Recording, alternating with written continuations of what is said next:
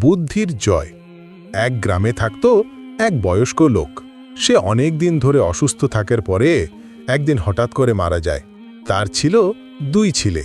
সে তার ছেলেদের জন্য তেমন কিছু রেখে যায়নি, শুধু এক তালগাছ, একটি গরু আর একটি কম্বল।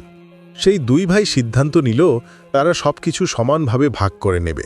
কিন্তু বড় ভাই চালাকি করে সবকিছু নিজের সুবিধা মতো ভাগ করে নিল। প্রথমেই তারা তালগাছ ভাগ করে নিল। বড় ভাই বলল, আমি গাছের উপরিভাগ নেব, তুই নিচের অংশ নে। ছোট ভাই রাজি হলো। তারপর গরু ভাগ করার সময় বড় ভাই বলল, আমি পেছনের অংশ নিব, তুই সামনের অংশ নে। আর লেপের সময় সে বলে, আমি রাত্রে নেব, তুই দিনের বেলায় নিস। এরপর থেকে ছোট ভাই প্রতিদিন তালগাছে গাছে পানি দেয়, আর যখন ফল পাকত তখন বড় ভাই গাছের উপরে উঠে তাল পেড়ে খেত। ছোট ভাইকে দিত না। ছোট ভাই চাইলে বলতো, আমার উপরের অংশ, তাই উপরে যা থাকবে সবই আমার। আর গরুর বেলায় যেহেতু ছোট ভাই সামনের অংশ নিল, তাই সে গরুকে শুধু ঘাস খাওয়ায়, পানি খাওয়ায়, অনেক কষ্ট করে। আর বড় ভাই সকালে পেছনের অংশ থেকে গরুর দুধ দয়ে নিয়ে যেত।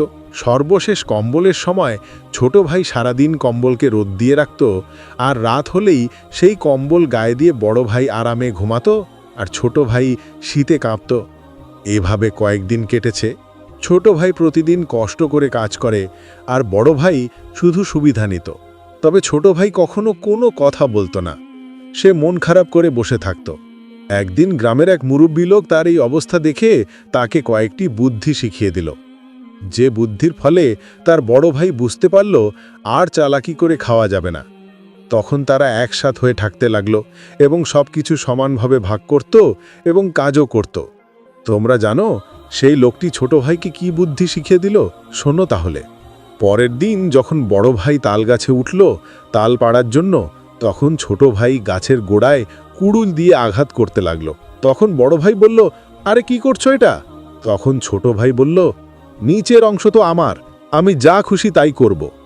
এরপর যখন বড় ভাই গাভীর দুধ দহন করতে যায়, তখন ছোট ভাই গাভীর মাথায় লাঠি দিয়ে আঘাত করতে থাকে।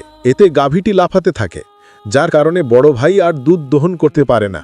তখন ছোট ভাই বলে, সামনের দিক তো আমার, আমি সামনে যা খুশি করব।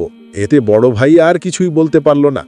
আর যে কম্বলটি ছিল সেটি ছোট ভাই দিনের বেলায় পানিতে ভিজিয়ে রাখে, রাতে যখন বড় ভাই গায়ে দেয় তখন তার কাছে আরও বেশি শীত লাগে। তখন বড় ভাই চিন্তা করল, আমার ছোট ভাইকে এত বুদ্ধি দিল কে? তখন বড় ভাই ছোট ভাইয়ের কাছে গিয়ে বলল, ভাই, আজ থেকে আমরা 2 ভাই মিলেমিশে থাকব। বাবার রেখে যাওয়া সম্পদ থেকে 2 ভাই সমান সমান ভোগ করব। তখন ছোট ভাইও খুশি হয়ে তার ভাইকে মাফ করে দিল। প্রিয় বাচ্চারা, এই গল্প থেকে আমরা কি শিখলাম? 1. ভাইদের মধ্যে অন্যায় করা উচিত নয়। 2. চালাকি আর লোভ কখনো স্থায়ী লাভ দেয় না, সে শেষ পর্যন্ত নিজেকেই ব্যর্থ করে দেয়। 3. ধৈর্য, বুদ্ধি আর ন্যায় মিলে মানুষের জীবন সুন্দর হয়। 4. ইসলাম আমাদের শেখায় পরিবারের ন্যায় বজায় করতে হবে এবং অন্যায় হলে বিশুদ্ধ মনে মাফ করে মিলেমিশে চলতে হবে। চলো আমরা সবাই প্রতিজ্ঞা করি, কখনো কারো সাথে অন্যায় করব না, লোভ ও চালাকি এড়িয়ে চলব, আর যাদেরকে আমরা পাশে পেয়ে থাকি তাদের প্রতি কৃতজ্ঞ থাকব। তো বন্ধুরা, কেমন লাগলো আমাদের আজকের গল্পটি? ভালো লাগলে লাইক করো, আর এই রকম আরও গল্প শুনতে চাইলে চ্যানেলটি সাবস্ক্রাইব করো।